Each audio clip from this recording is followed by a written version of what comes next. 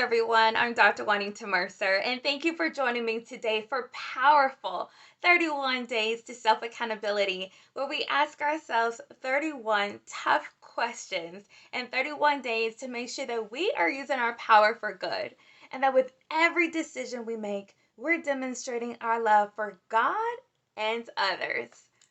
Today is day 25, and today's tough question is: am I complacent? A complacent person is a person who's very pleased with themselves or feels that they don't need to do anything about a situation because they're satisfied with the outcome, even if the outcome is uncertain or perhaps even dangerous. Geez, that doesn't sound like something that a Christian needs to be. We don't need to be complacent. We don't need to stand idly by and do nothing when it's our place to do something. We're not talking about not, getting in other people's business and meddling. No, we're talking about when it is our role, when it's our duty to speak up, to do something, to act, to decide, and we choose not to. So you might ask, well, what does this sound like? Like, what does this look like? Well, in our faith, it sounds like God knows my heart.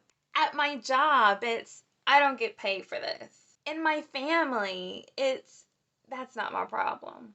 In our relationships, that's just who I am. To a person in need, God help them, send them someone who can help them and provide them with what they need.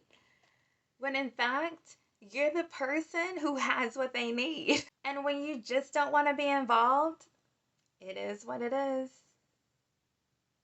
James 4:17 says, remember, it is a sin to know what you ought to do and then not do it. You might be saying, Juanita, I don't know the whole Bible. I don't know everything that God has told us to do. Well, you're right. But you know what?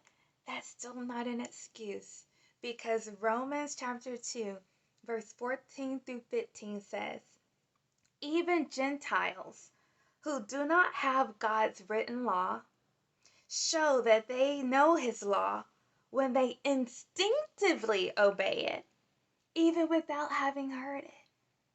They demonstrate that God's law is written in their hearts, for their own conscience and thoughts either accuse them or tell them they are doing right.